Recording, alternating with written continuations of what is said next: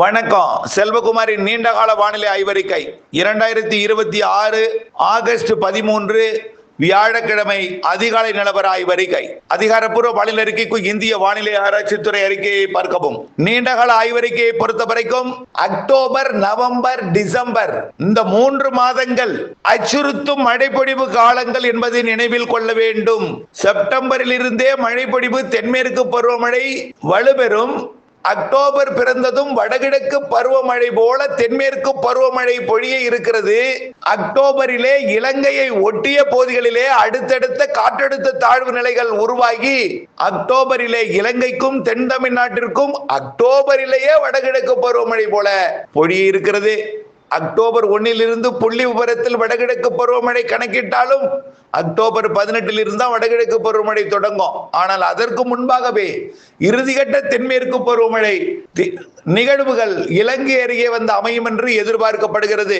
இறுதிக்கட்ட தென்மேற்கு பருவமழை காலத்தில் ஆந்திர பிரதேசம் அருகே நிகழ்வு வரும் பொழுது தமிழ்நாட்டில் வளிமண்டல சுழற்சியும், இலங்கை அருகே வளிமண்டல சுழற்சியும், குமரிக்கடல் அருகே வளிமண்டல சுழற்சியும் என்று மாறி மாறி அமைந்து வரக்கூடிய அக்டோபர், நவம்பர், டிசம்பர் மாதங்களிலே சிறு நிகழ்வும் அதிக மழைப்பொழிவை தரக்கூடிய வகையில மழை பொழிவு இருக்கிறது என்பதை தெரியப்படுத்த விரும்புகிறேன். ஆனால் பொதுவாக எல்லினோ குறித்த ஆய்வறிக்கை சமர்ப்பிக்கக்கூடிய உலக வானிலை ஆய்வு நிறுவனம் சரி, இந்திய வானிலை ஆய்வு நிறுவனம் சரி, எல்லினோ குறித்த அச்சுறுத்தல் மட்டுமே அதிகமாக இருக்கு. ஆனால் அக்டோபர் மழையை, நவம்பர் மழை, டிசம்பர் மழையை பெரிதாக குறிப்பிடப்படவில்லை.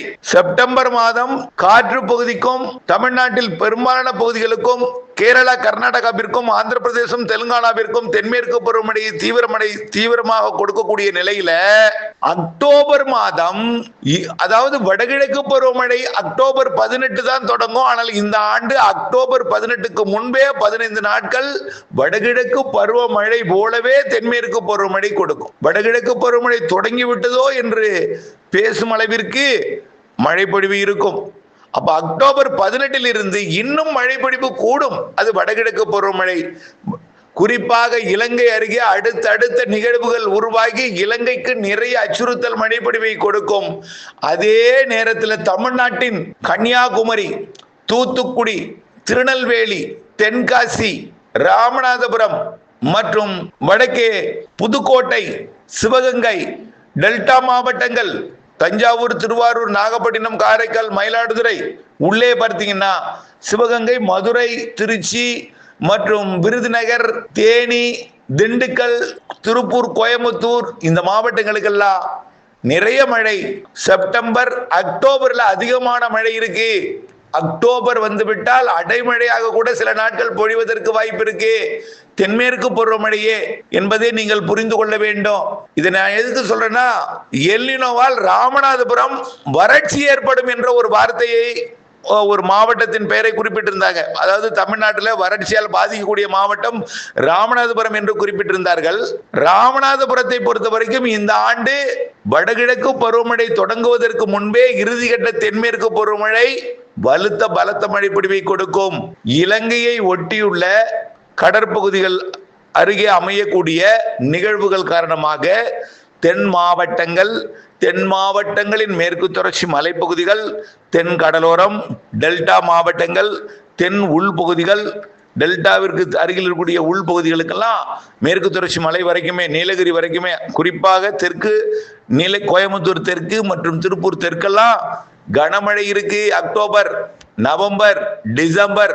சார் அப்புறம் என்னாச்சு, கிருஷ்ணகிரிக்கு இருக்காதா அப்படின்னு கேட்க கூடாது. இங்கே எச்சரிக்கை கொடுக்கிறேன்னா அதிக மழை இருக்குன்னு அர்த்தம். முன்னெச்சரிக்கை எடுக்க வேண்டிய இடப்பகுதிகள். ஆகவே வறட்சி என்று நம்பி அசாதாரணமாக இருந்து விட வேண்டாம்.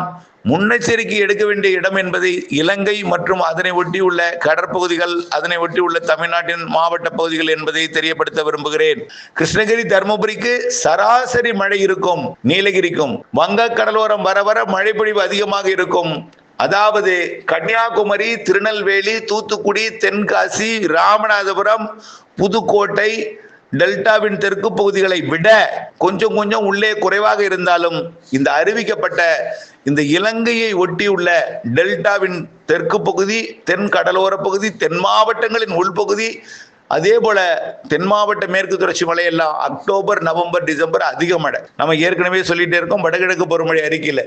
அதே போல வடகடலோரமும் மழைதான், கடலோரம் முழுவதும் மழைதான். வடகடலோரம் அது சமாளிக்கக்கூடிய அளவிலே இருக்கும்.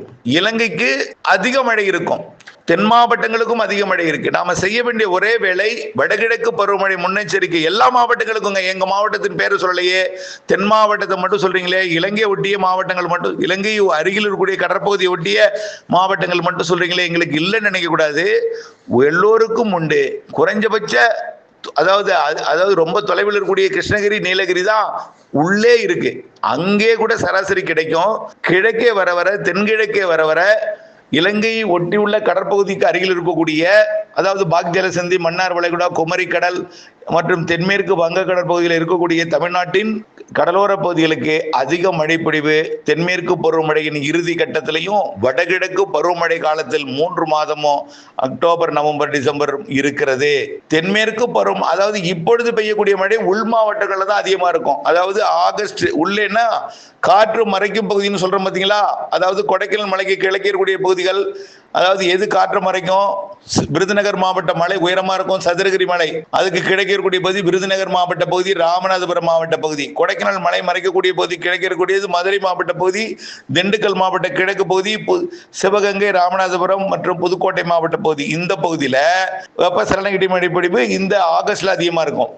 அதே போல இன்னொரு இடம் ஈரோடு, அப்படியே பார்த்தீங்கன்னா சேலம், நாமக்கல், கரூர் மாவட்ட வடக்கு பகுதி, அப்படியே திருச்சி, அதே போல பெரம்பலூர், அரியலூர், டெல்டா மாவட்டங்களின் மேற்கு பகுதி மற்றும் வடக்கு பகுதிகள், அப்படியே கடலூர், கள்ளக்குறிச்சி, விழுப்புரம், கல்வராயன் மலைப்பகுதி, தருமபுரி, கிருஷ்ணகிரியோட தருமபுரி கூட, தருமபுரியோட சேலம் கூடுதலா இருக்கும். சேலத்திலையும் கல்வராயன் மலைப்பகுதி, அப்படியே கள்ளக்குறிச்சி, விழுப்புரம், திருவண்ணாமலை, திருப்பத்தூர், வேலூர், ராணிப்பேட்டை, சென்னை, திருவள்ளூர், காஞ்சிபுரம், இங்கெல்லாம் இப்போ இருக்கக்கூடிய மழை இந்த ஆகஸ்ட் மழை இருக்கும். செப்டம்பர் பிறந்து விட்டால் உள்ளேயும் இருக்கும், கடலோரமும் இருக்கும். செப்டம்பர் இறுதி உள்ளேயும் இருக்கும், கடலோரமும் இருக்கும், தென்கடலோரம் இருக்கும். அக்டோபர் பிறந்து விட்டால் அதிக மழை. அக்டோபர் அதிக மழை, இலங்கைக்கு அச்சுறுத்தும் மழை.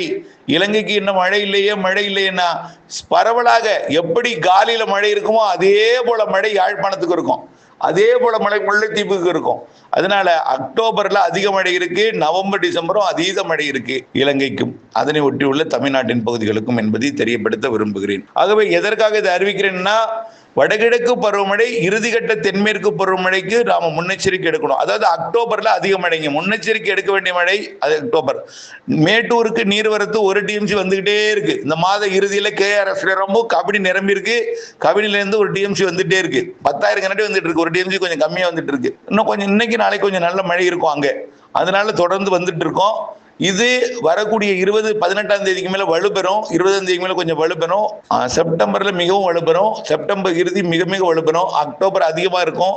ஆகவே இந்த நேரத்துல நிச்சயமாக மனைகள் நீர்பிடிப்பு பகுதிகளுக்கும் மழை இருக்கு, தமிழ்நாட்டின் உள்பகுதிகளுக்கும் இருக்கு. குறிப்பாக அக்டோபர், நவம்பர், டிசம்பர் இலங்கை அதனை ஒட்டி உள்ள தென் மாவட்டங்கள், டெல்டா மாவட்டங்கள், தென் மாவட்ட மேற்கு தொடர்ச்சி மலை, அப்படியே திருப்பூர், கோயம்புத்தூர் வரைக்குமே, திண்டுக்கல் வரைக்குமே நல்ல மழை இருக்கிறது என்பதையும் அக்டோபர், நவம்பர், டிசம்பர்ல தெரியப்படுத்த விரும்புகிறேன். இலங்கைக்கு தான் நம்பர் 1. இலங்கை ஒட்டிய கடலோர பகுதியும் தென் கடலோரம், தென் மாவட்ட மேற்கு தொடர்ச்சி மலை, நாலுமுக்கூத்து, காக்காட்சி முன்னெச்சரிக்கை அவசியம். வடகிழக்கு பருவமழை அக்டோபரில் இருந்தே, தென்மேற்கு பருவமழையின் இறுதி கட்டத்தில் இருந்தே என்பதையும் தெரியப்படுத்த விரும்புகிறேன். எல்லோரும் மீண்டும் சொல்றேன், எங்க மாவட்டத்தில் இல்லாம அங்கேயே சொல்றீங்கன்னா அங்க பாதிப்பு இருக்கு, வடக்கே அளவா இருக்கு என்பதையும் தெரியப்படுத்த விரும்புகிறேன். இணைந்தே இருங்கள் அப்டேட்ஸுடன். நன்றி. அச்சமோ பீதியோ கொள்ள வேண்டாம், இணைந்து இருங்கள் அப்டேட்ஸுடன். நன்றி.